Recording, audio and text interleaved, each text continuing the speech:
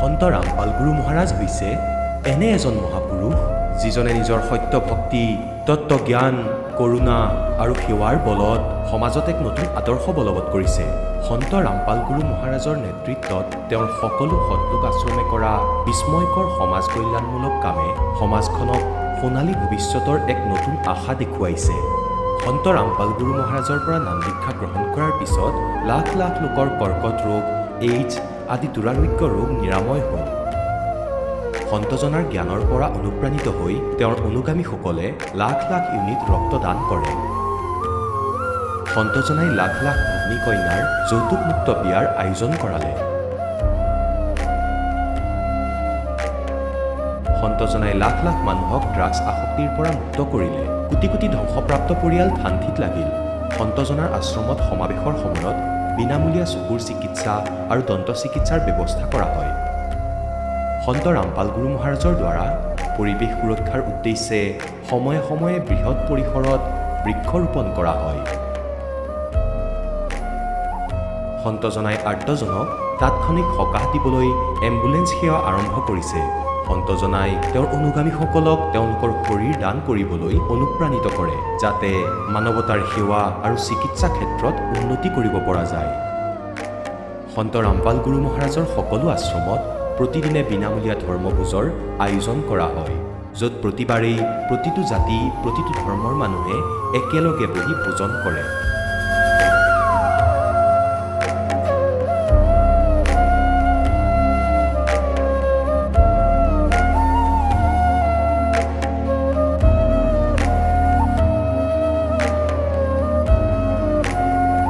সন্ত ৰামপাল গুৰু মহাৰাজৰ অন্নপূৰ্ণা অভিযানে দৰিদ্ৰ আৰু অসহায় লোকসকলৰ জীৱনত এক নতুন শক্তি আৰু আশাৰ সঞ্চাৰ কৰিছে।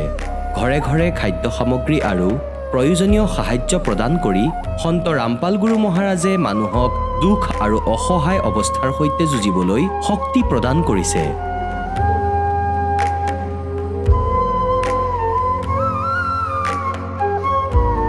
দৰিদ্ৰ লোকসকলৰ বাবে ঘৰ নিৰ্মাণ কৰা সন্ত ৰামপাল গুৰু মহাৰাজৰ অসাধাৰণ কাৰ্যই এনে এক নিদৰ্শন দাঙি ধৰিছে, যি যুগ যুগ ধৰি সন্তজনাৰ উদাৰতা আৰু দয়াৰ প্ৰতীক হিচাপে জনাজাত হৈ ৰ'ব।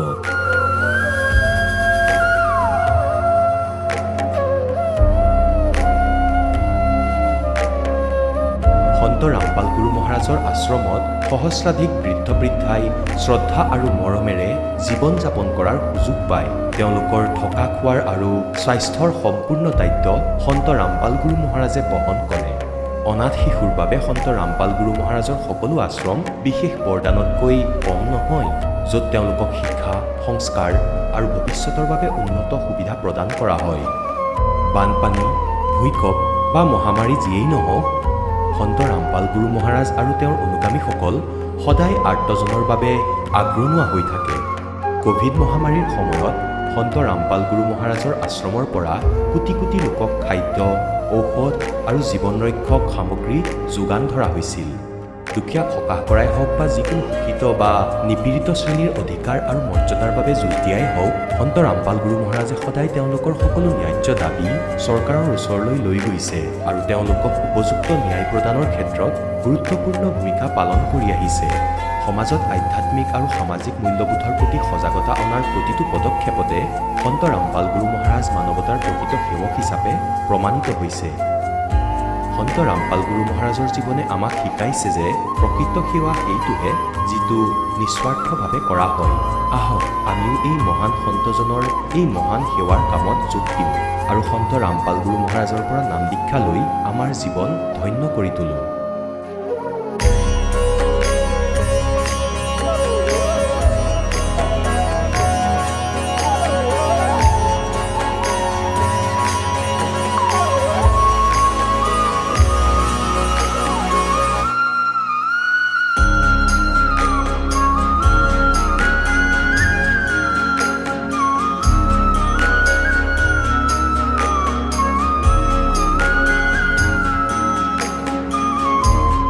আপোনালোকক পৰিয়ালৰ সৈতে সৎলোক আশ্ৰমলৈ আন্তৰিকতাৰে আমন্ত্ৰণ জনোৱা হ'ল।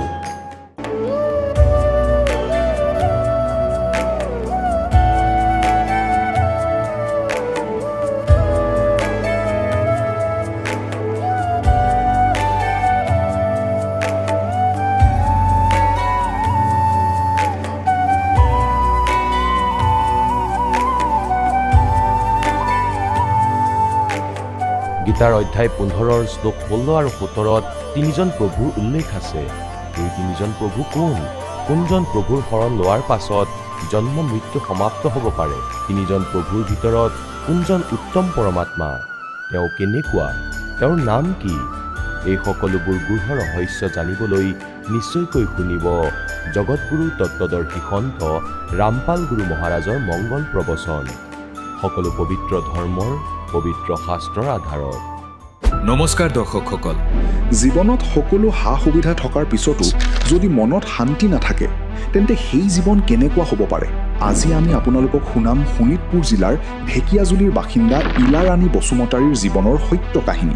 স্বামী ভাৰতীয় সেনা বাহিনীৰ জোৱান, ঘৰত সা সুবিধাৰ কোনো অভাৱ নাই, কিন্তু মানসিক শান্তি বিচাৰি পৰম্পৰাগতভাৱে দেৱ দেৱীৰ বহুতো পূজা অৰ্চনা কৰিও তেওঁ বিফল হৈছিল। লগতে দুৰ্ঘটনাৰ আঘাত আৰু পুৰণি কঁকালৰ বিষৰ যন্ত্ৰণাই তেওঁক জুৰুলা কৰিছিল। এনে নিৰাশাৰ সময়তে তেওঁ সন্ত ৰামপাল গুৰু মহাৰাজৰ সৎসংগ শুনিবলৈ পায় আৰু নাম দীক্ষা গ্ৰহণ কৰে। তাৰ পিছতেই ঘটিল অলৌকিক পৰিৱৰ্তন।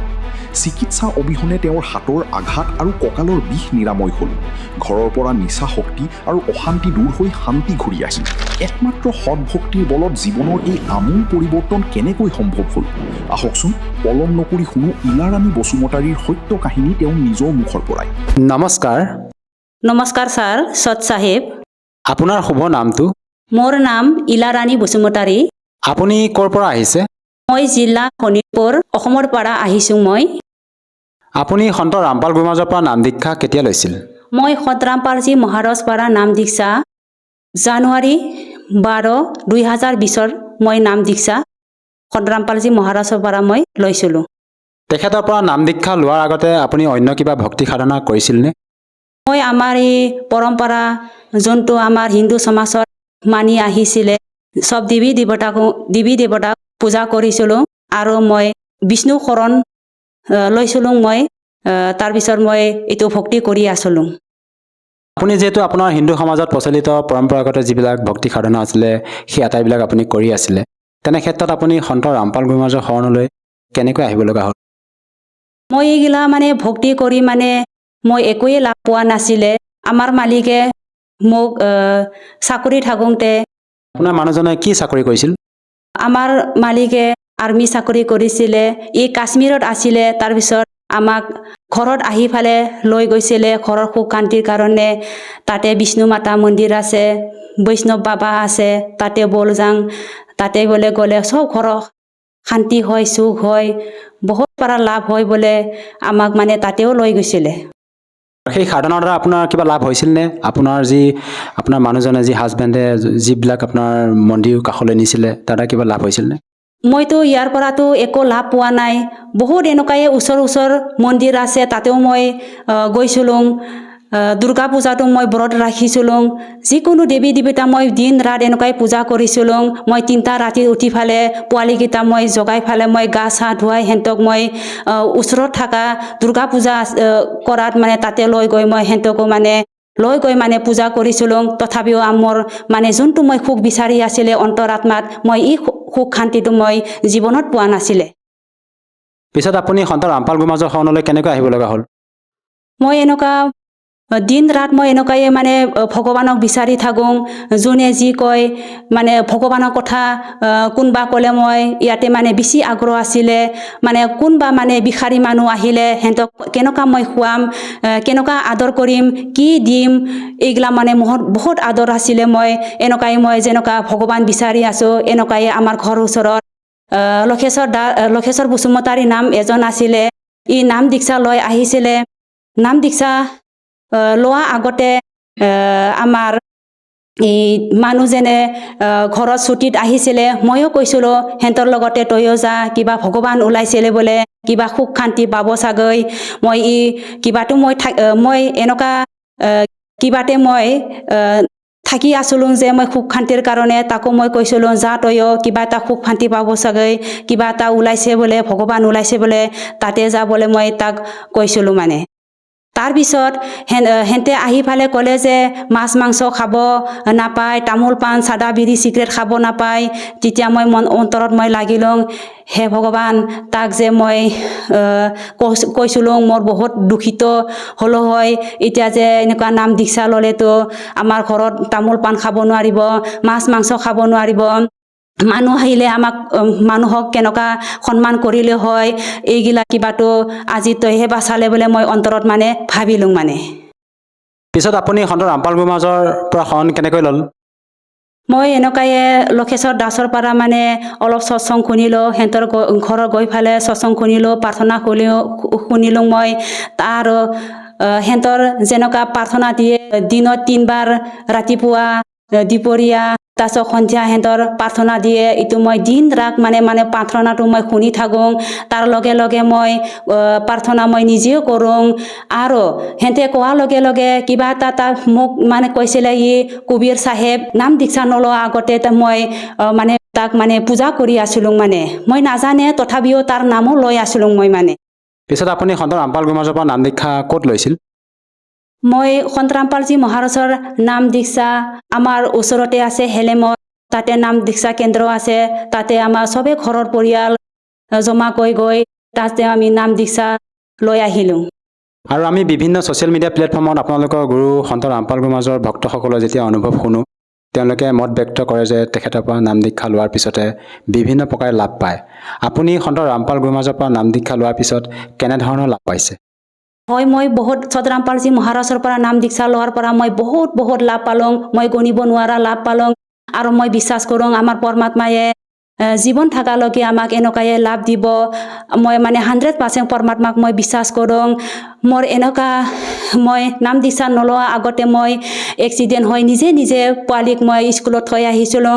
অহাৰ পিছত মই ৰাস্তাৰ মাজতে মই পৰি ফালে মই নিজে উঠিছোঁ। তাৰপিছত ঘৰত আহি লাহে লাহে হাতটো ডাঙৰ হৈ ফুলি গ'লে। তাৰপিছত এনেকুৱাই 2-3 মাহ 4 মাহ এনেকুৱা হৈ গ'ল। মোৰ হাতটো বিষাই থাকে, তলত বিষাই থাকে, হাড়দিত বিষাই থাকে। মই ভাবি থাকোঁ এইটো এক্সৰেহে কৰিব লাগিব না কি না, এনেকুৱা মনত মই অন্তৰত ভাবি আছিলোঁ। যেতিয়া মই সন্ত ৰামপালজী মহাৰাজৰ শৰণত মই আহিলোঁ, লাহে লাহে এনেকুৱা গুৰুজী নাম দীক্ষা লোৱাৰ পিছত মই কেনেকুৱা মই ভাল হৈ গ'ল। এনেকুৱা অন্তৰ্যামী পৰমাত্মা, হে বন্দীশ্বৰ, তই কেনেকুৱা যে ভাল কৰিলে মই আজিলৈকে মই অনুভৱ কৰিব পৰা নাই। আজিলৈকে এই মোৰ বিষাটো নাই। আৰু মই যিকোনো যান বাহনত মই গ'লে মোৰ কোমৰ এনেকুৱা বিষাই ওপৰততো কোনো দেখা নাপাব, মইহে জানে মোৰ কোমৰত ইমান বিষ হৈছিলে। মোৰ এইটো বিষটো আজিলৈকে মোৰ কেনেকুৱা যে গায়ব হৈ গ'ল। হে পৰমাত্মা, তুমিয়ে কৰিব পাৰে। হে বন্দীশ্বৰ, তুমিয়ে কৰিব পাৰে। এনেকুৱা দুখৰ পৰা, এনেকুৱা বেমাৰৰ পৰা আজি মই বিশ্বাস কৰিছোঁ, হে বন্দীশ্বৰ। আৰু মই এনেকুৱা এটা লাভ পাইছোঁ, মই নাম দীক্ষা নলোৱা আগত আমাৰ মালিকে চাকৰি কৰিছিলে। চাকৰি কৰাৰ পিছতো আমাৰ ঘৰত টকা পইচা হাই কাইজা জামেলা অশান্তি হৈ আছিলে। এনেকুৱা চাকৰি এক মাহে হ'ব, 1 মাহ দৰমাহে নহয়, তাৰ আগতে আমাৰ বেছিকৈ ধাৰ হৈ যায় আৰু খোৱা বোৱা গিলাও বহুত কম মই বহুত চিন্তাত পৰি গৈছিলোঁ। টকা পইচাও আমাৰ আই নিদিয়ে, চব ফালে আই নিদিয়ে। মই সুদৰ ধাৰ ল'ব লগা হৈছিলে। মই যিমানখিনি মাহৰ দৰমহা আহে এইটোও মোৰ সম্পূৰ্ণ নহয়, আৰু লগে লগে মোৰ ধাৰে হয়। এনেকুৱা মই দুখত পৰিছোঁ। ইয়াৰ পৰা আজি মই সন্ত ৰামপালজী মহাৰাজৰ চৰণত আহি ফালে মোৰ এনেকুৱা লাভ পালোঁ। আজিলৈকে মোৰ না টকা পইচা কমি, না খোৱাৰ বোৱাৰ কমি, না বেমাৰৰ, না গাহৰ দেহাৰ পৰা কমি, মোৰ চব ফালে লাভে লাভ হৈ আছে। হে পৰম পিতা। যিহেতু আপুনি জনালে যে আপুনি সন্ত ৰামপাল গুৰুমহাৰাজৰ পৰা নাম দীক্ষা লোৱাৰ পিছতে বিভিন্ন প্ৰকাৰে লাভ পালে, এইটো কেনেকৈ সম্ভৱ? এনেকুৱা আমাৰ সন্ত ৰামপালজী মহাৰাজে আমাৰ সৎ ভক্তি, সৎ সাধনা, সৎ মন্ত্ৰ দি ভক্তি কৰাই আৰু আমি মৰ্যাদাত থাকি ফালে আমি ভক্তি কৰোঁ। তাৰ কাৰণে আমি এইগিলা চব লাভ পাইছোঁ। যিহেতু আপুনি সন্ত ৰামপাল গুৰুমহাৰাজৰ পৰা নাম দীক্ষা লোৱাৰ পিছতে বিভিন্ন প্ৰকাৰে লাভ পালে, আমাৰ যিহেতু অসমতো বিভিন্ন আধ্যাত্মিক শ্ৰদ্ধালু গুৰু আছে, আপুনি তেওঁলোকৰ শৰণলৈ গৈও ভক্তি সাধনা কৰিব পাৰিলে হয়। তেনে ক্ষেত্ৰত আপুনি সন্ত ৰামপাল গুৰুমহাৰাজকে যে গুৰু হিচাপে ধাৰণ কৰিলে, এই ক্ষেত্ৰত আপুনি কি ক'ব বিচাৰে? এই ক্ষেত্ৰত মই সন্ত ৰামপালজী মহাৰাজ মানে আমাৰ বিশ্বত মাত্ৰ এটাই গুৰু পৰমাত্মা হয় মই যোনটো মানে সৎ হয় আমি ইটোৱে বিচাৰিব লাগে বাদ বাকী চব মানে নকলি হয় আৰু এটা মাত্ৰ সন্তত আমি যোনটো গীতা বেদত শাস্ত্ৰত মানে সৎ ভক্তিৰ কিবা আমাক সৎ ভক্তিৰ কৰাৰ আমাক সাধনা দেখাইছে আমি ইটোৱে বিচাৰিব লাগিব তাৰ কাৰণে একমাত্ৰ আমাৰ এই সতৰামপালজী মহাৰাজে আমাক সৎ ভক্তি কৰাই ভক্তি সাধনা কৰিব দিয়ে তাৰ কাৰণে মই সতৰামপালজী মহাৰাজ চৰণত মই আহিলোঁ যিহেতু আপোনাৰ মানুহগৰাকী আপোনাৰ হাজবেণ্ড এজন ভাৰতীয় সেনা হয় আৰু তেখেতেও সন্ত ৰামপাল গুৰু মহাৰাজৰ পৰা দীক্ষা লৈ ভক্তি কৰি আছে আৰু আপুনিও সন্ত ৰামপাল গুৰু মহাৰাজৰ পৰা নাম দীক্ষা লৈ বিভিন্ন প্ৰকাৰে লাভ পাইছে আচলতে আপুনি অসমৰ বিভিন্ন অন্য শ্ৰদ্ধালুৰ কাষলৈ গৈ নাম দীক্ষা লৈ ভক্তি কৰিব পাৰিলে হয় তেনে ক্ষেত্ৰত সন্ত ৰামপাল গুৰু মহাৰাজকে যে গুৰু হিচাপে ধাৰণ কৰিলে ইয়াৰ প্ৰকৃত কাৰণটো কি এনে অন্য শ্ৰদ্ধালু ভক্তি সাধনাত মুফচৰ ৰাস্তাও নাই আৰু হেঁতে শাস্ত্ৰ বিৰোধ সাধনা কৰে আৰু আমাৰ সতৰামপালজী মহাৰাজে শাস্ত্ৰ প্ৰমাণিক হিচাপে ভক্তি কৰায় তাৰ কাৰণে আমি ইয়াতে সতৰামপালজী মহাৰাজৰ চৰণত নাম দীক্ষা ল'লোঁ আৰু আপুনি অন্য কিবা লাভ পাইছেনে সন্ত ৰামপাল গুৰু মহাৰাজৰ পৰা দীক্ষা লোৱাৰ পিছত এনেতো আমি বহুত লাভ পাই আছোঁ আজিলৈকে এনেকুৱা লাভ পাইছোঁ যেনেকুৱা নিচা পানীৰ পৰা আমি আজি বহুত দূৰত আছোঁ নিজেও নিচা পানী নাখাওঁ বেলেগকো নিদিওঁ আৰু আমি হাতলৈ নালাৰোঁ মানে ইয়াৰ পৰা মানে বহুত লাভ পাইছোঁ ময়ো যেনেকুৱা আমাৰ মালিকেও ৰম খাইছিলে চাৰা বিয়া চব খাইছিলে যেনেকুৱা ই আৰ্মি থাকিছিলে মাছ মাংস ৰম এইগিলা চব খাইছিলোঁ তাৰপিছত মোকো মানে ঘৰত আহি ফালে ময়ো আগতে খোৱা নাছিলে আহি মোক কয় খা অলপ খা মই ৰম আনিছোঁ অলপ খা বিয়াৰ খা এইগিলা চব আনে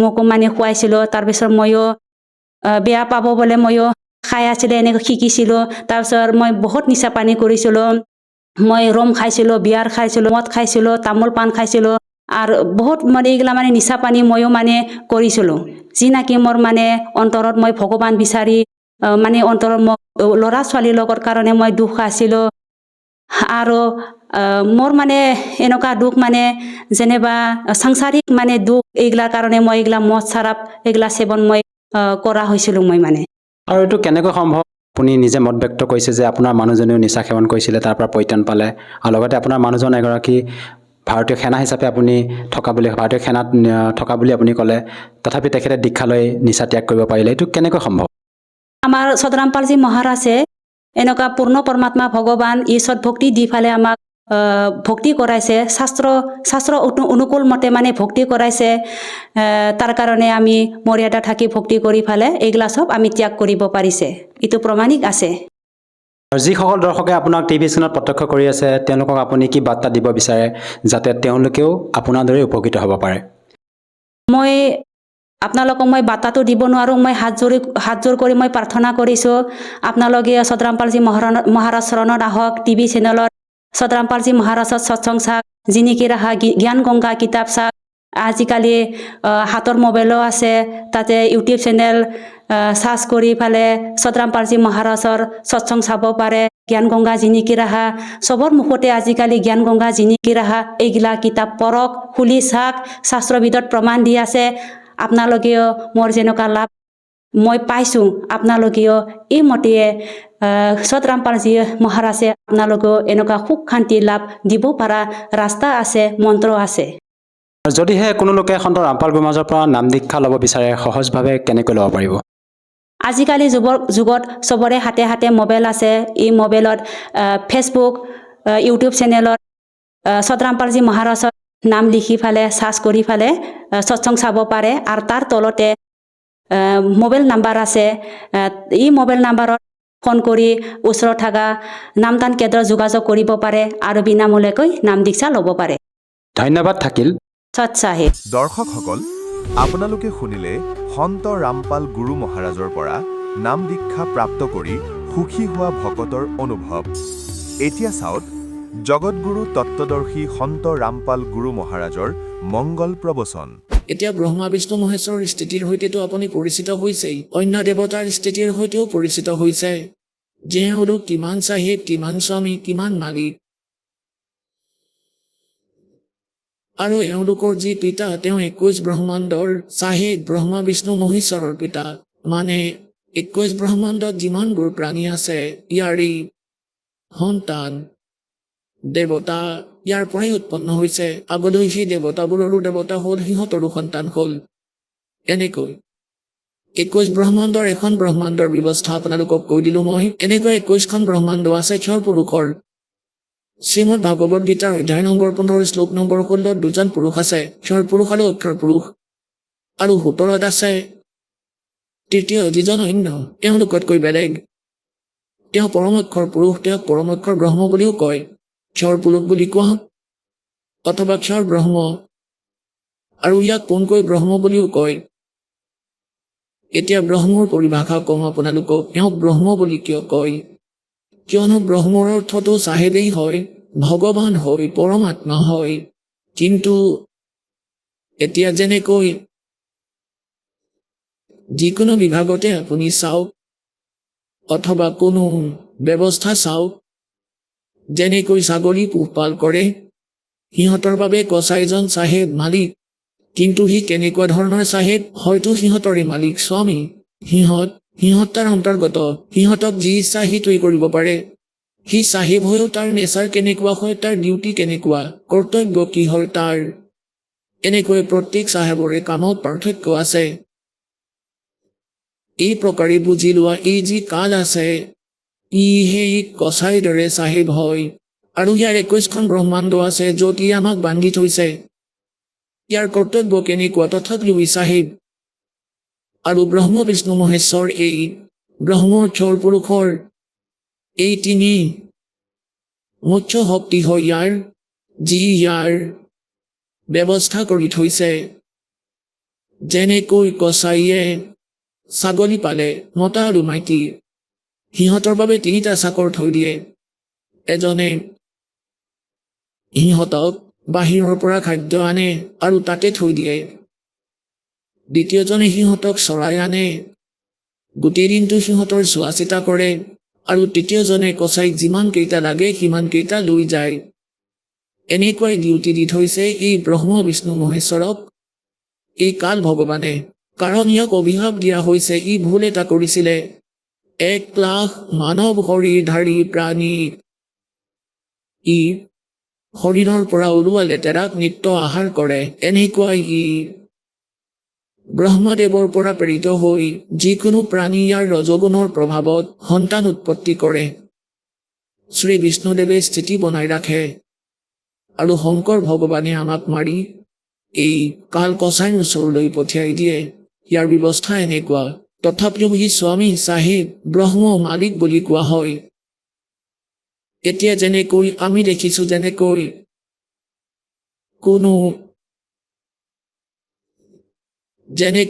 SP অফিচত যিবোৰ ষ্টাফে কাম কৰে, তেওঁলোকে বাৰে বাৰে এনেকৈ নকয় যে SP চাহেবে এনেকৈ কৈছে। তাৰে যি হেড ক্লাৰ্ক, অন্য যিমানবোৰ ক্লাৰ্ক অথবা আন যিবোৰ কৰ্মচাৰী থাকে, ইজনে আনজনক কয় যে চাহেবে এনেকৈ কৈছে। তেওঁলোকৰ বাবে এয়া আণ্ডাৰষ্টুড চাহেব মানে SP চাহেব। তেওঁলোকে বাৰে বাৰে SP চাহেব বুলি নকয়। এই প্ৰকাৰে এই ব্ৰহ্ম যি আছে সি 21 ব্ৰহ্মাণ্ডৰ মালিক। আৰু ই কেনেকুৱা মালিক, ইয়াৰ ডিউটি কৰ্তব্য কি হয়, নেচাৰ কি, স্বভাৱ কি, ইয়াৰ কৰ্ম কেনেকুৱা, এইটো কলো। ই তথাপিও চাহেব। গতিকে ইয়াৰে যিমানবোৰ ঋষি মুনি আছিলে, ইহঁতে ব্ৰহ্ম বুলি কোৱা আৰম্ভ কৰিলে। ব্ৰহ্ম হয় চাহেব। ই চাহেব মানে ব্ৰহ্ম প্ৰসিদ্ধ হৈ গ'ল। আৰু ইয়াকেই পুৰুষোত্তম বুলি মানিলে, কাৰণ ইয়াৰ বিকল্প নাই। ইয়াক পুৰুষোত্তম বুলি কেনেকৈ মানিলে? যেনেকৈ শ্ৰীমদ ভাগৱত গীতা অধ্যায় নম্বৰ 15 শ্লোক 16, 17 আৰু 18 এইটো নিৰ্ণায়ক জ্ঞান দিছে যে 3জন পুৰুষ আছে। এজন ক্ষৰ পুৰুষ যিয়ে গীতাৰ জ্ঞান দিছে, ই 21 ব্ৰহ্মাণ্ডৰ স্বামী। ইয়াক ক্ষৰ ব্ৰহ্ম বুলিও কয়। আৰু ই ব্ৰহ্ম বুলি প্ৰসিদ্ধ হ'ল। এইবাবেই হ'ল যে ইয়াৰ অন্তৰ্গত যিমানবোৰ ঋষি মহৰ্ষি দেৱ আছে, সি ইহঁতৰ চাহেব। সেইবাবে ইহঁতে ব্ৰহ্ম বুলি কয়। এটা পাৱাৰ, ই নিৰাকাৰ, ইয়াক কেতিয়াও দেখা পোৱা নাযায়। ই প্ৰতিজ্ঞা কৰি থৈছে যে ই কেতিয়াও কাৰো সন্মুখলৈ নাহে। কোনো সাধনাৰে ইয়াৰ দৰ্শন কৰিব পৰা নাযায়। ই এনেকৈয়ে প্ৰতিজ্ঞা কৰি থৈছে। আৰু গীতাৰ অধ্যায় নম্বৰ 7 শ্লোক নম্বৰ 24 আৰু 25 ই স্বয়ং স্বীকাৰ কৰিছে, শ্ৰীকৃষ্ণত প্ৰৱেশ কৰি কৈছে যে অৰ্জুন মই কৃষ্ণ নহয়। সেইবাবে এই বুদ্ধিহীন ব্যক্তি অবোধে মই অব্যক্তমক ব্যক্তিম আপনম মনন্তে বুধা। মই অব্যক্ত মানে মই গুপ্ত থাকো, যোগ মায়াৰে লুকাই থাকো, কেতিয়াও কাৰো সন্মুখলৈ নাহো। এইটো মোৰ অটল বেয়া নিয়ম, অনুত্তম। আৰু ইহঁতে মোক শ্ৰীকৃষ্ণ বুলি ভাবি আছে ব্যক্তিৰ ৰূপ মায়াত। মই কেতিয়াও কাৰো সন্মুখলৈ নাহো। গীতাৰ অধ্যায় নম্বৰ 11 47 আৰু 48 কৈছে যে অৰ্জুন তুমি যে মোৰ এই ৰূপ দেখিছা বিৰাট, এইটোৱেই মোৰ আচল ৰূপ। আচল ৰূপ মোৰ এইটো কালৰ। আৰু মোৰ এই ৰূপৰ মোৰ দৰ্শন ইয়াৰ আগতে কোনেও দেখা নাই তোমাৰ আগতে, না আগলৈ দেখিব, না কোনো জপেৰে না তপেৰে, না কোনো বেদত বৰ্ণিত বিধিৰে, না কোনো ক্ৰিয়াৰে। মোৰ কোনেও দৰ্শন কৰিব নোৱাৰে, এই ৰূপৰ দৰ্শন কৰিব নোৱাৰে। এই ৰূপৰ দৰ্শন কৰা মানে ভগৱানৰ প্ৰাপ্তি। গতিকে বেদত বৰ্ণিত বিধিৰে পৰমাত্মাৰ প্ৰাপ্তি নহয়। এই মহৰ্ষিসকলে বহুত কিবা কিবি কৰি চালে, সমাধি লৈ চালে। আৰু মোৰ নাম ইয়াৰ টপমোষ্ট মন্ত্ৰ, ফাইনেল মন্ত্ৰ, ইয়াৰ জপ কৰিও চালে। বেদত লিখা আছে, বেদত বৰ্ণিত বিধিত লিখা আছে, মই কাকোকেই দেখা নিদিওঁ। গতিকে সিহঁতে নিজেই ডিফাইন কৰিলে গড ইজ ফৰ্মলেছ, পৰমাত্মা নিৰাকাৰ। গতিকে ইয়াত প্ৰসংগ চলি আছে। ইয়াৰ অন্তৰ্গত সকলোৰে মাজত ই চাহেব বুলি প্ৰসিদ্ধ হ'ল। ব্ৰহ্ম হৈ গ'ল। ব্ৰহ্ম সৰ্বশক্তিমান। এই 21 ব্ৰহ্মাণ্ডৰ বাবে ই সৰ্বশক্তিমানেই হয়। গীতাৰ অধ্যায় নম্বৰ 15 শ্লোক 16 দুজন পুৰুষৰ কথা কৈছে, চৰ পুৰুষ আৰু অক্ষৰ পুৰুষ। চৰ পুৰুষটো কৈ দিলো, ইয়াক চৰ ব্ৰহ্ম বুলি কোৱা। ব্ৰহ্ম কোৱা 21 ব্ৰহ্মাণ্ডৰ স্বামী কাল বা জ্যোতি নিৰঞ্জন। ব্ৰহ্মা বিষ্ণু মহেশ্বৰৰ পিতা বুলিয়েই কোৱা। আৰু 7 সংখ্যৰ ব্ৰহ্মাণ্ডৰ স্বামী অক্ষৰ পুৰুষ। 21 ব্ৰহ্মাণ্ডৰ সামগ্ৰীবোৰ আপোনালোকক কৈ দিলো। এয়া ইমানেই আছে প্ৰত্যেকতে। গীতাৰ অধ্যায় নম্বৰ 15 শ্লোক নম্বৰ 16 কৈছে দুজন পুৰুষ আছে, ক্ষৰ পুৰুষ আৰু অক্ষৰ পুৰুষ। তাৰ পিছত কৈছে ইয়াৰ অন্তৰ্গত যিমানবোৰ প্ৰাণী আছে সকলোবোৰ নাশবান। স্থূল শৰীৰে এওঁলোকৰ নাশবান। জীৱাত্মাটো এনেও কাৰো নমৰে, পশু বা পক্ষীয়েই হওক। গতিকে ই স্বয়ং নাশবান। 2 ক্ষৰ পুৰুষ আৰু অক্ষৰ পুৰুষ। আৰু ইহঁতৰ অন্তৰ্গত যিমানবোৰ প্ৰাণী আছে সিহঁতো নাশবান। এতিয়া গীতাৰ অধ্যায় নম্বৰ 15 শ্লোক নম্বৰ 17 তৎক্ষণাৎ কৈছে উত্তম পুৰুষ কিন্তু অন্য। পুৰুষোত্তম। পুৰুষ মানে পৰমাত্মা, উত্তম মানে শ্ৰেষ্ঠ। সেই শ্ৰেষ্ঠ পৰমাত্মাটো এই দুজনতকৈ অন্য, চৰ পুৰুষ আৰু অক্ষৰ পুৰুষতকৈ। আৰু তেওঁকেই পৰমাত্মা বুলি কোৱা হয়। পৰমাত্মা। এতিয়া পৰমাত্মাৰ ডেফিনেশ্যন আপোনালোকক কম। তেওঁক পৰমাত্মা বুলি কোৱা হয়। আৰু তেওঁ এই তিনিওটা লোকত প্ৰৱেশ কৰি সকলোৰে ধাৰণ পোষণ কৰে। এতিয়া গীতাৰ অধ্যায় নম্বৰ 8 শ্লোক নম্বৰ 1 অৰ্জুনে সুধিছে যে হে ভগৱান আপুনি 7ম অধ্যায়ৰ 29 নম্বৰ শ্লোকত যি তৎব্ৰহ্মৰ বিষয়ে কৈছে যে হে তৎব্ৰহ্মক জানি, সকলো আধ্যাত্মিক জ্ঞানক বুজি আৰু সকলো কৰ্মৰ সৈতে পৰিচিত প্ৰাণীয়ে কেৱল জৰা আৰু মৰণৰ পৰা হাৰি যোৱাৰ মুক্তি পোৱাৰ বাবেহে প্ৰযত্ন কৰে। এই সংসাৰৰ কোনো বস্তুৰে ডিমাণ্ড নাৰাখে, ইচ্ছা নাৰাখে। গতিকে কিং তৎব্ৰহ্ম। 8ম অধ্যায়ৰ 1ম মন্ত্ৰত অৰ্জুনে সুধিছে গীতাত যে কিং তৎব্ৰহ্ম, সেই তৎব্ৰহ্ম কোন হয়, কি হয়? 8ম অধ্যায়ৰ 3 নম্বৰ শ্লোকত গীতাৰ জ্ঞানদাতাই কৈছে যে তেওঁ পৰম অক্ষৰ ব্ৰহ্ম। অৰ্থাৎ তেওঁ গীতাৰ জ্ঞানদাতাতকৈ অন্য হয়। গতিকে গীতাৰ অধ্যায় নম্বৰ 15 শ্লোক নম্বৰ 17 সেই পৰমক্ষৰ ব্ৰহ্মৰ বিষয়ে কৈছে যে উত্তম পুৰুষটো অন্য পৰমাত্মা ইতি উদ্ধাৰতয়ে লোকতৰমাবিশ্য বিবৃতি অৱৈশ্বৰ। গীতাৰ অধ্যায় নম্বৰ 15 শ্লোক নম্বৰ 18 গীতাৰ জ্ঞানদাতাই কৈছে যে যিমানবোৰ প্ৰাণী মোৰ অন্তৰ্গত 21 ব্ৰহ্মাণ্ডত, সিহঁততকৈ মই শ্ৰেষ্ঠ, সিহঁততকৈ শক্তিশালী, সিহঁততকৈ বলৱান। সেইবাবেই মই লোক 21 ব্ৰহ্মাণ্ডতো এখন লোক আছে। যেনে ধৰক এখন ৰাজ্য ষ্টেট আৰু সমগ্ৰ ভাৰতত প্ৰায় 30-32খন ৰাজ্য আছে। এই সকলোবোৰ মিলাই এখন দেশ হয়। গতিকে ই কি কৈছে, মোৰ 21 ব্ৰহ্মাণ্ডত যিমানবোৰ প্ৰাণী আছে এইবোৰ মোৰ লোক। আৰু বেদক জনাসকলে ব্ৰহ্ম আৰু বেদ আৰু ওম নামৰ জপক ফাইনেল বুলি মানিছে। গতিকে ই কৈছে যে এয়া এক দন্ত কথা, লোকবেদ হয়।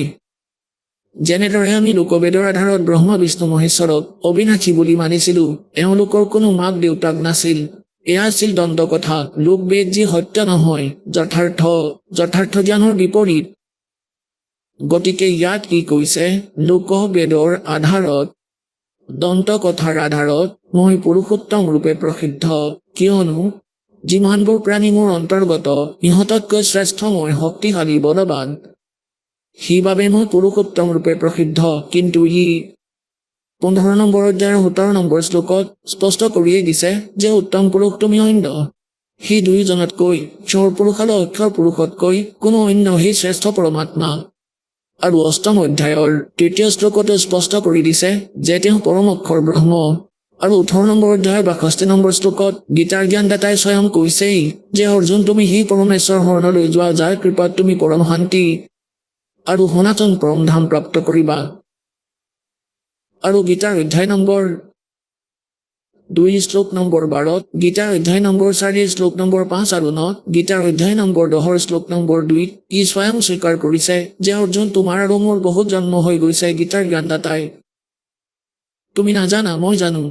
আৰু মোৰ উৎপত্তি এই দেৱতাসকলে নাজানে, এই ঋষিসকলেও নাজানে, কাৰণ ইহঁত মোৰ পৰাই উৎপন্ন।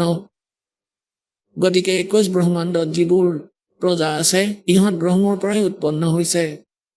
আৰু দুৰ্গা আৰু ইয়াৰ সহযোগত আগলৈ নৰ নাৰী কৰি নিজে নিজেই পৰিয়াল হৈ গৈ থাকিল।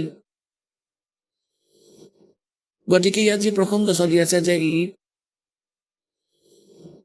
ই কিমান প্ৰভু, কিমান স্বামী, সেয়া পৰিভাষা কৈ আছো আপোনাক প্ৰভুৰ, স্বামীৰ। গতিকে 21 ব্ৰহ্মাণ্ডৰ স্বামী এয়া ব্ৰহ্ম। ইয়াত জন্ম আৰু মৃত্যু সদায় হৈ থাকিব।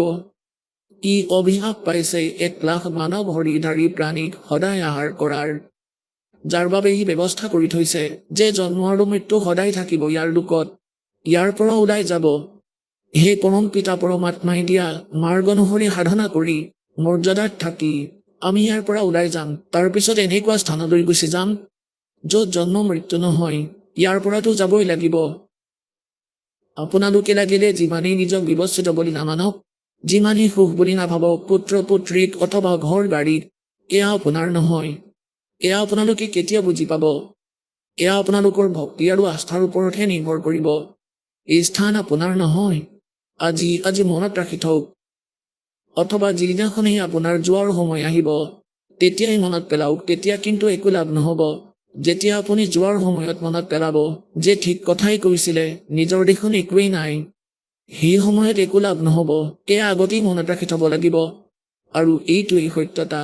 সত্যতা স্বীকাৰ কৰিলে হানি নহয়, লাভহে হয়। গতিকে এতিয়া আমি এই বিকল্পৰ কথা গম পালো। আগতেতো গমেই পোৱা নাছিলো। সকলোৱে মৰি আছে, আমিও মৰিম, যি হ'ব দেখা যাব। কোনো বিকল্প নাছিল, কিন্তু এতিয়া বিকল্প আছে যে ইয়াৰ পৰা যোৱাৰ পিছত এই সাধনা কৰি আপুনি যেতিয়াই প্ৰাণ ত্যাগ নকৰে কিয়, চিধা তালৈ যাব, মালিকৰ ওচৰলৈ। আৰু তালৈ গ'লে সুখী হ'ব। ইয়াত লাগিলে 100 বছৰেই জীয়াই থাকক, তথাপিও সুখ নাপায়। লাখ লাখ বছৰ আপোনালোকে আয়ুস প্ৰাপ্ত কৰিলেও জীয়াই থকাৰ ইচ্ছা তথাপিও সমাপ্ত নহয়।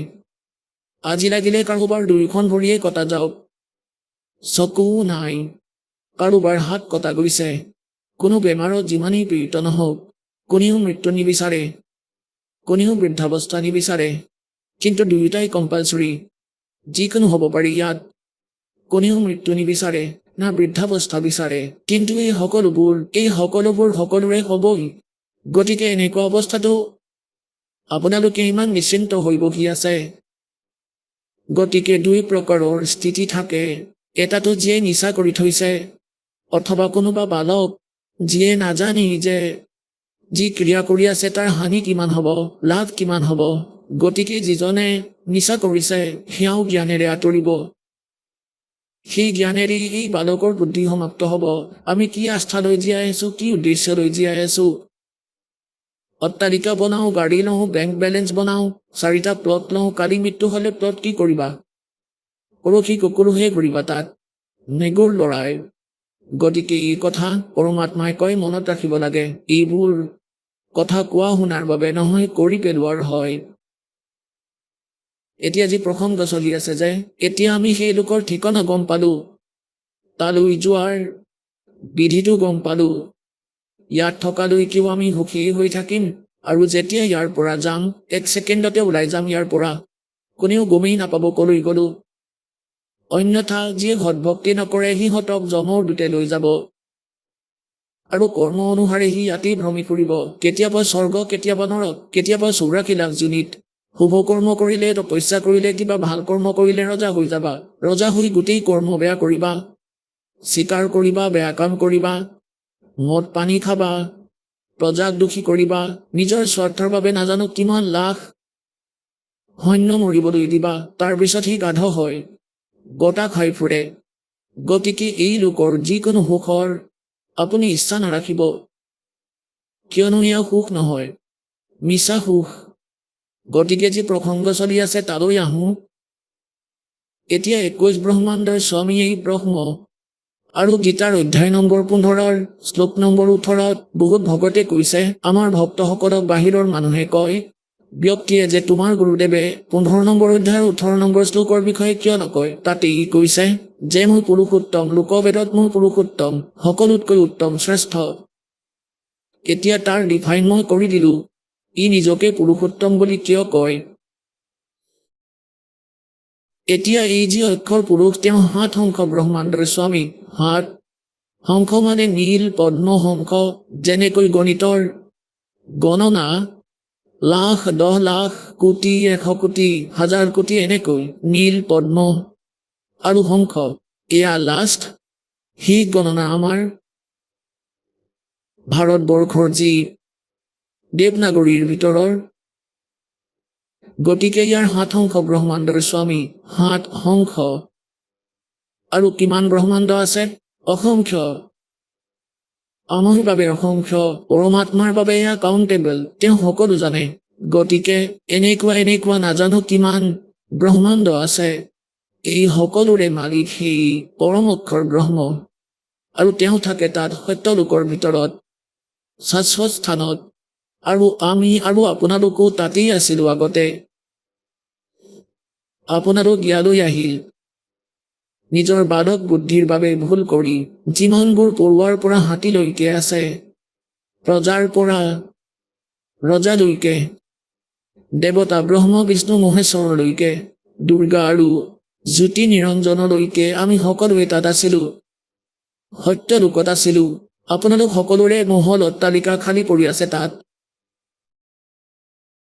আপোনালোকে ইয়াত সকলো প্ৰাণীয়ে বিচাৰে যে ডাঙৰ অট্টালিকা হওক, কোনোবাই যদি সৰু পোষ্ট এটাও পায়, অথবা কাৰোবাৰ ওচৰত কোনো পইচা নিজৰ পোহপাল নিৰ্বাহতকৈ বেছি পায়, তেতিয়া তেওঁৰ বৃত্তি কি হয়, ডাঙৰ ঘৰ এটা বনাওঁ, চাৰিওফালে পাৰ্ক থাকিব, আগফালে বাগিচা থাকিব, তাতে নিজৰা বব, দোলনা থাকিব।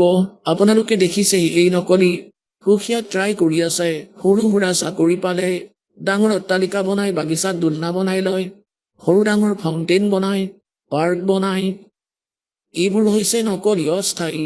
কাইলৈ মৃত্যু হ'লে এইবোৰ লগত নাযায়। কিন্তু সত্যলোকৰ ভিতৰত আপোনালোকৰ ডাঙৰ ডাঙৰ নিজৰ প্ৰত্যেকৰে দূৰ দূৰলৈকে স্থান থাকিব, নিজা নিজা বাগিচা থাকিব, তাত চিৰসেউজীয়া ফল লাগি থাকিব, ফাউণ্টেইন চলি থাকিব, হীৰা মুকুতা লালৰটো পাহাৰ আছে তাত, যেনেদৰে ইয়াত শিলৰ পাহাৰ আছে। গতিকে এনেকুৱা লোকক এৰি আমি ইয়ালৈ আহিলো।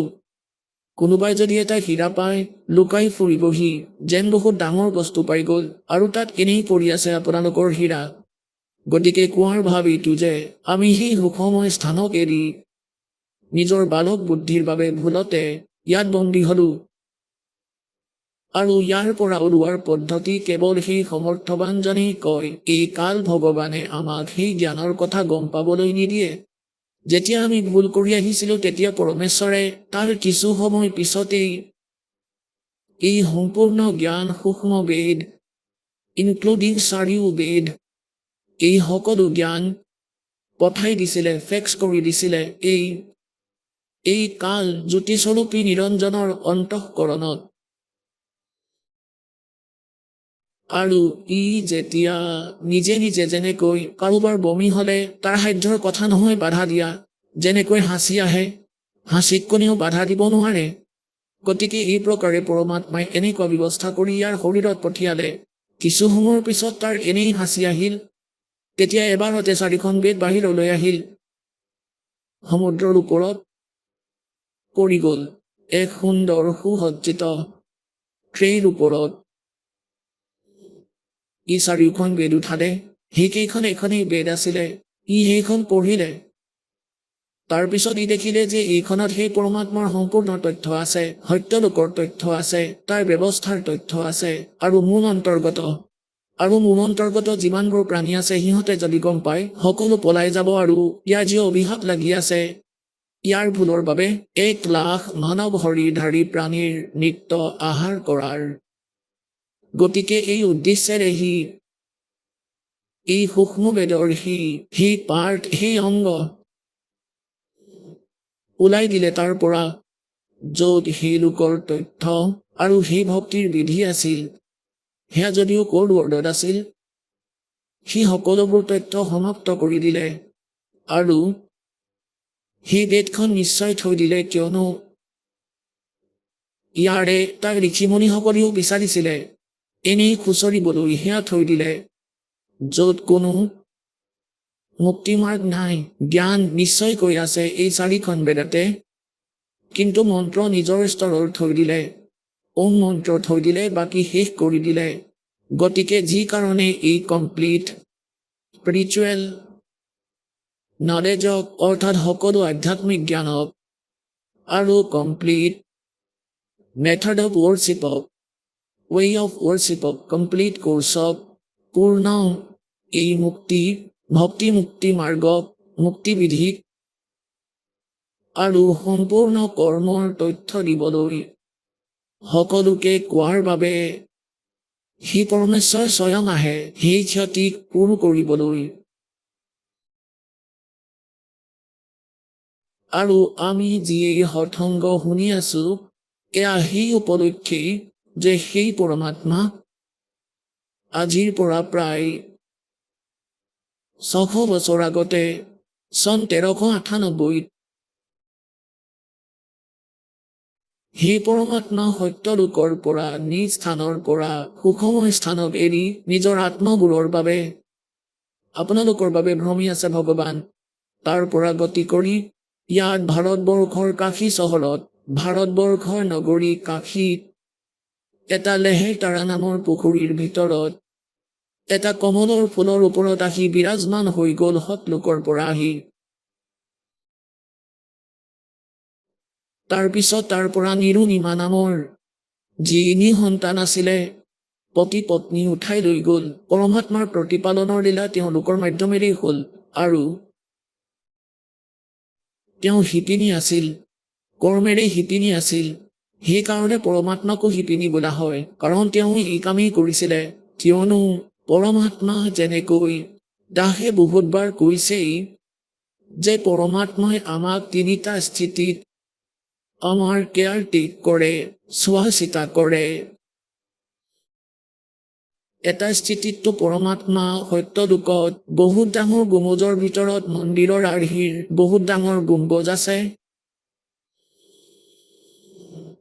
তাৰ মাজত এখন সিংহাসনত বিৰাজমান হৈ আছে, সিংহাসনত তখ্তত সিংহাসনত, আৰু মূৰত মুকুট আছে মালিকৰ, ওপৰত বহুত ডাঙৰ বগা ছাতি এটা আছে। তাত ৰজা যেনেদৰে বিৰাজমান হয় তেনেদৰে আছে, আৰু তেওঁৰ এডাল নোমৰ গুৰিৰ শোভাৰ সৈতে কোটি চন্দ্ৰ কোটি সূৰ্য মিলাই দিয়া ইমান পোহৰ তেওঁৰ এডাল নোমৰ গুৰিৰ বুজি লোৱা, আৰু গোটেই শৰীৰৰ কিমান হ'ব আণ্ডাৰষ্টুড। এটা স্থিতিটো সেয়া। আৰু ইয়াৰ প্ৰমাণ বেদতো আছে।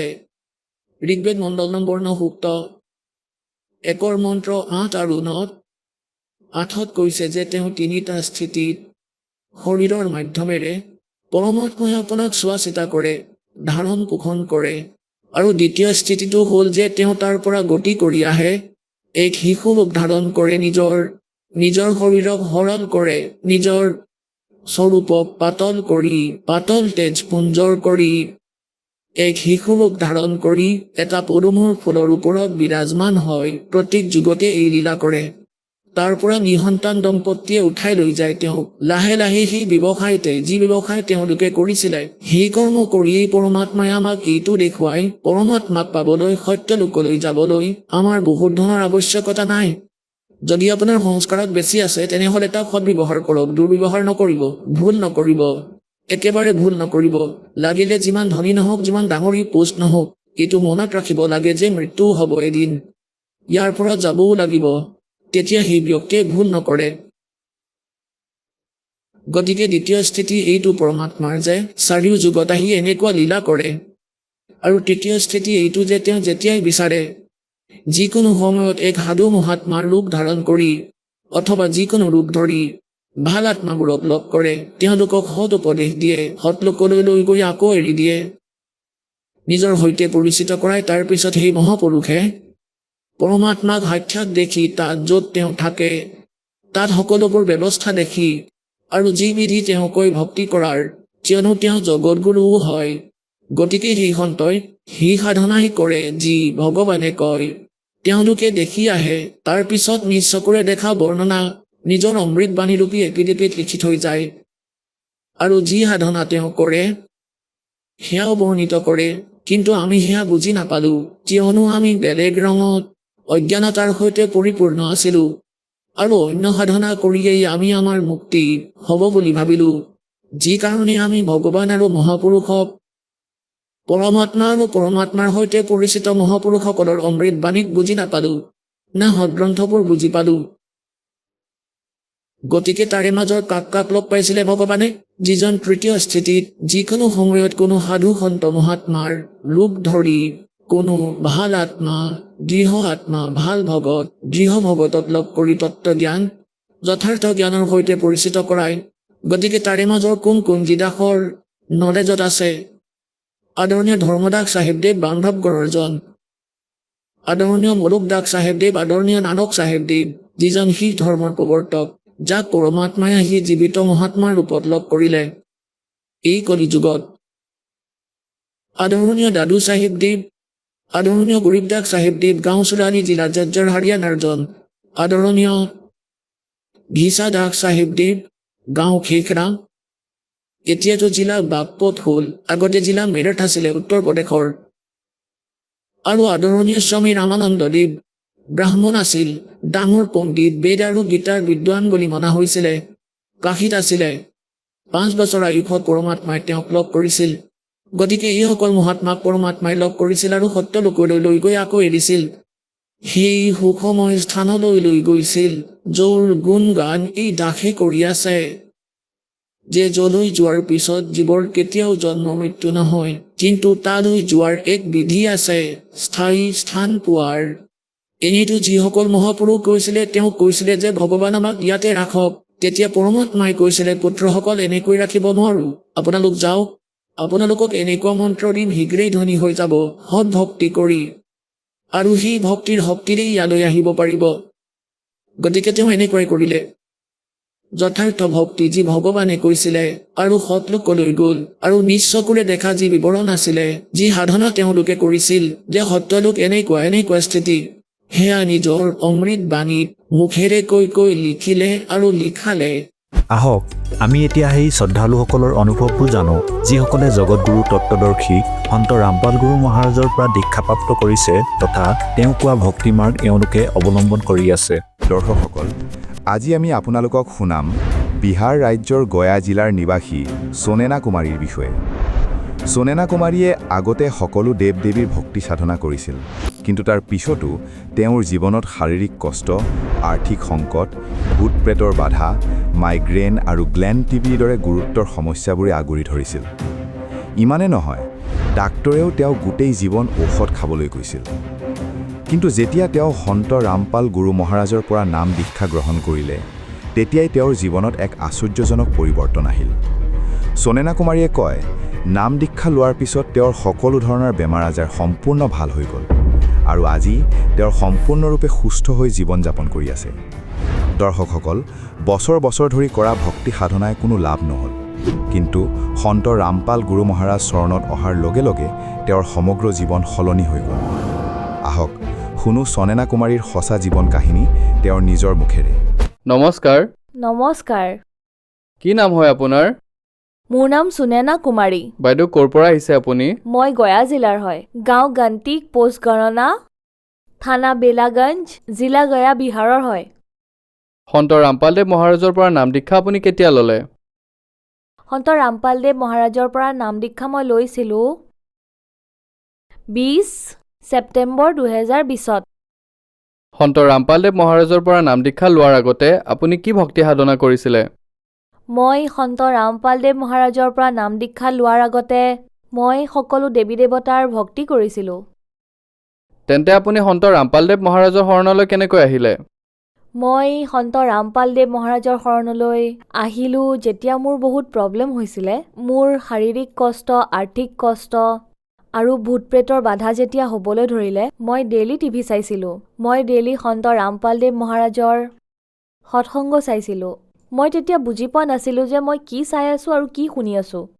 কিন্তু এদিন মই ডক্তৰৰ ওচৰৰ পৰা যেতিয়া আহিলোঁ, যেতিয়া মই চেনেলত সৎসংগ লগালোঁ, 8:30লৈকে যিটো আহে মই লগাই চালোঁ, শেষত যেতিয়া ইণ্টাৰভিউ চালোঁ, মোৰ মনত এনেকুৱা ভাৱ হ'ল, মই ইয়ালৈ যাওঁ আৰু নাম দান লওঁ, মোৰ ইয়াৰ পৰাই কল্যাণ হ'ব। মই মোৰ হাজবেণ্ডক ক'লোঁ যে এই নাম্বাৰটো আপুনি নোট কৰি লওক, মই এই নাম্বাৰটোত ফোন কৰিম আৰু মই ইয়াৰ পৰা নাম দীক্ষা ল'ম।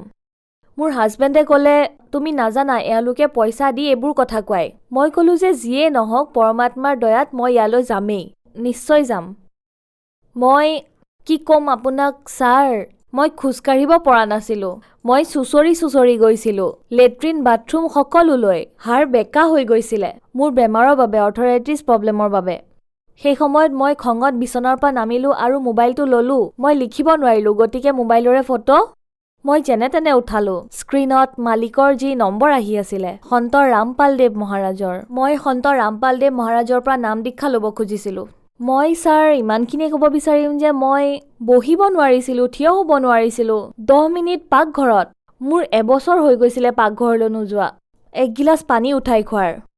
মই কৈ আছোঁ ছাৰ, ইয়ালৈ অহাৰ পিছত যে ভগতদেৱে ফৰ্ম ভৰাবলৈ কয়, কথাবোৰ বুজাই, তেতিয়া তেওঁ কৈছিলে বহি যাওক ভনী। মই ক'লোঁ ছাৰ মোৰতো বহাটোৱেই সমস্যা, মই বহিব নোৱাৰোঁ। তাৰপিছত ইমানখিনি কৈ যেতিয়া মই বহিবলৈ ধৰিলোঁ, আৰামেৰে বহিব পাৰিলোঁ। মোৰ হাড়ৰ, মোৰ শৰীৰৰ সকলো প্ৰব্লেম নোহোৱা হ'ল ছাৰ। তেতিয়া মই প্ৰচেছটো বুজিলোঁ। তাৰপিছত গুৰুদেৱ সন্ত ৰামপালদেৱ মহাৰাজৰ পৰা নাম দীক্ষা ল'লোঁ।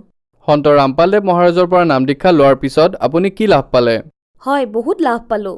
মোৰ শাৰীৰিক যি কষ্ট আছিলে, মোৰ আগৰ পৰাই চৰাইচিষ্ট আছিলে, অৰ্থৰাইটিছ আছিলে, মই শুনা পোৱা নাছিলোঁ, মোৰ গ্লেণ্টিও আছিলে, মোৰ মাইগ্ৰেইনো আছিলে, মোৰ শৰীৰত যিমান অংগ আছে সকলোতে বেমাৰ আছিলে। ডক্তৰে কৈছিলে যে যদি আপুনি ঠিক হ'ব বিচাৰে, সুস্থ থাকিব বিচাৰে, আপুনি গোটেই জীৱন ঔষধ খাব লাগিব। আমি কোনো গেৰেণ্টি ল'ব নোৱাৰিম যে আপুনি যদি ঔষধ খায় তেতিয়া আপুনি সম্পূৰ্ণৰূপে সুস্থ হ'ব। তেতিয়া আমিও ডক্তৰক প্ৰশ্ন সুধিলোঁ যে যিহেতু আমি পইচা দি আছোঁ, ঔষধ লৈ আছোঁ, তেতিয়া আপোনালোককেতো সুধিব লাগিব যে মই ভাল হ'ম নে নহ'ম। তেতিয়া ডক্তৰে ক'লে যে ইয়াৰ গেৰেণ্টিটো মই দিব নোৱাৰিম, ঔষধটো আপুনি খাবই লাগিব। তেতিয়া আপুনি নিজেই গম পাব যে আপুনি ভাল হৈ আছে নে নাই হোৱা।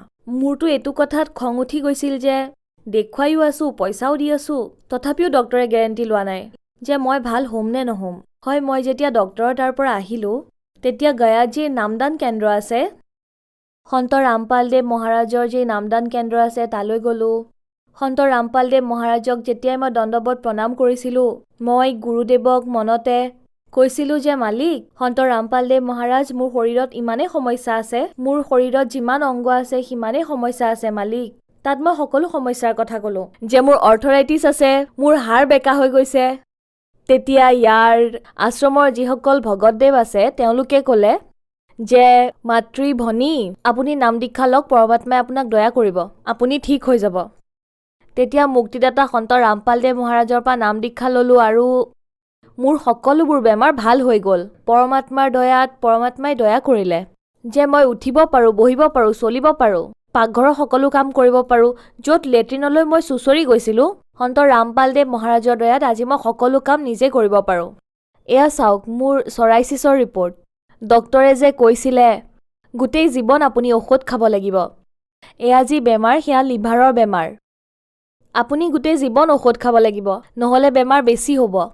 এয়া নামদান যেতিয়া ল'লোঁ ছাৰ, সন্ত ৰামপালদেৱ মহাৰাজৰ পৰা যেতিয়া নামদান ল'লোঁ, মোৰ যি অৰ্থৰাইটিছৰ বেমাৰ আছিলে, চৰাইচিছ, সেয়া সন্ত ৰামপালদেৱ মহাৰাজৰ দয়াত ভাল হৈ গ'ল। যি মই এমাহত 10,000 টকাৰ ঔষধ খাইছিলোঁ, 15,000 টকাৰ ঔষধ খাইছিলোঁ, তেতিয়া মোৰ হাজবেণ্ডে কৈছিলে মই যি উপাৰ্জন কৰি আনো সেয়াটো তোমাৰ ঔষধতে শেষ হৈ যায়, তেন্তে আমাৰ সন্তানে পঢ়িব কেনেকৈ, ফিজ ক'ৰ পৰা দিম, ঘৰ ভাড়া ক'ৰ পৰা দিম, বহুত অশান্তি হৈছিল। সেয়া সন্ত ৰামপালদেৱ মহাৰাজে ঠিক কৰি দিলে। এই চৰাইচিছ বেমাৰ এনেকুৱা হয় যেনে কুষ্ঠ ৰোগ, যেনে ওপৰৰ পৰা ছাল এৰা খাই যায় ছাৰ, ৰঙা ৰঙা থাকে, তাত খজুৱতি বহুত হয়, সেনেকুৱা ধৰণৰ হয়। মোৰ গোটেই বডিত এতিয়াও দাগ আছে। এয়া চাওক ছাৰ, এতিয়াও দাগ আছে বহুত বহুত ঠাইত, এতিয়াও বহুত দাগ আছে শৰীৰত, বহুত আছে। সেয়া সন্ত ৰামপালদেৱ মহাৰাজৰ দয়াত ঠিক হৈ গ'ল এই চৰাইচিছ বেমাৰ। আৰু এটা বেমাৰ আৰু আছিল অৰ্থৰাইটিছৰ, সেয়াও আপোনাক ছাৰ দেখুৱাই আছোঁ। এয়া চাওক, ইয়াত গায়াত দেখুৱাইছিলোঁ ফাৰাচেটুছেন ডক্তৰ, যিজন আটাইতকৈ ভাল ডক্তৰ, মানে হাড়ৰ ভাল ডক্তৰ হয়, তেওঁক দেখুৱাইছিলোঁ। এই যে মোৰ হাড় আছে ছাৰ, অৰ্থৰাইটিছৰ বাবে এয়া একেবাৰে ওলাই গৈছিলে। আঁঠুৰ দুইখন ভৰিৰ, এই হাতখন বেকা এনেকুৱা হৈ গৈছিলে, লেঙেৰা মানুহৰ দৰে। এতিয়াও আছে, এতিয়াও অলপমান আছে চাওক। পৰমাত্মাৰ দয়াত একেবাৰে ভাল হৈ গ'ল, আঙুলিটো মোৰ সমান হৈ গ'ল। আৰু মুক্তিদাতা সন্ত ৰামপালদেৱ মহাৰাজৰ দয়াত একেবাৰে ভাল হৈ গ'লোঁ মই। এয়া হ'ল অৰ্থৰাইটিছৰ। আৰু একেবাৰে শেষত এই সকলোবোৰ ৰিপৰ্ট হয়, এই ৰিপৰ্ট কৰাইছিলোঁ। এই ৰিপৰ্ট চাওক, মোক ডক্তৰে ক'লে যে আপোনাৰ যি আছে এয়া আহিব লাগিছিল আপোনাৰ 73 আহিব লাগিছিল। আপোনাৰ আছে ইউৰিক এচিড। মোৰ ইউৰিক এচিড 130লৈকে বৃদ্ধি পাইছিলে। ইয়াত সন্ত ৰামপালদেৱ মহাৰাজৰ দয়াত নাম দীক্ষা লোৱাৰ পাছত মোৰ যিমান হ'ব লাগিছিলে সিমান হৈ গ'ল। আৰু এয়া চাওক, এইখন এক্সৰে চাওক।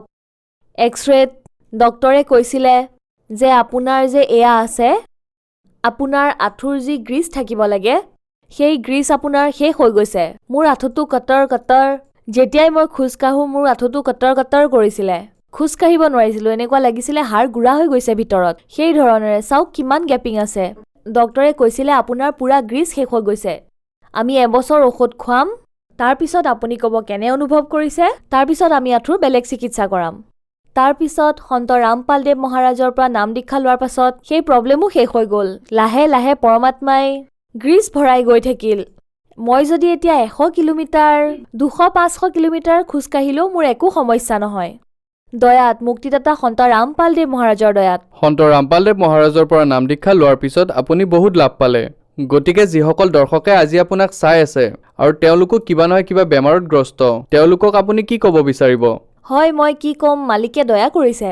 মই এইটোৱে ক'ম যে আপোনালোকে পৰমাত্মাৰ চেনেলত যি সৎসংগ আহে আপোনালোকে চাওক, আৰু এই যে কিতাপ জ্ঞান গংগা আৰু জীৱনৰ সুগম পথ, সেয়া পঢ়ক, আৰু যিমানবোৰ দুখী মানুহ আছে তেওঁলোকো সন্ত ৰামপালদেৱ মহাৰাজৰ শৰণলৈ আহক আৰু নিজৰ কল্যাণ কৰাওক।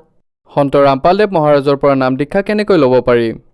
সন্ত ৰামপালদেৱ মহাৰাজৰ পৰা নাম দীক্ষা লোৱাৰ সৰল উপায় আছে। টিভি চেনেলত গুৰুদেৱৰ সৎসংগ আহে, তাৰ তলত যি হালধীয়া শাৰী আহি থাকে, তাত 2, 4, 5টা যি নম্বৰ আহি থকা সেই নম্বৰ লৈ আপোনালোকে তাত যোগাযোগ কৰক। সন্ত ৰামপালদেৱ মহাৰাজৰ পৰা নাম দীক্ষা আপোনালোকে ওচৰৰ নাম দীক্ষা কেন্দ্ৰলৈ গৈ প্ৰাপ্ত কৰক। ধন্যবাদ। সৎ চাহেব।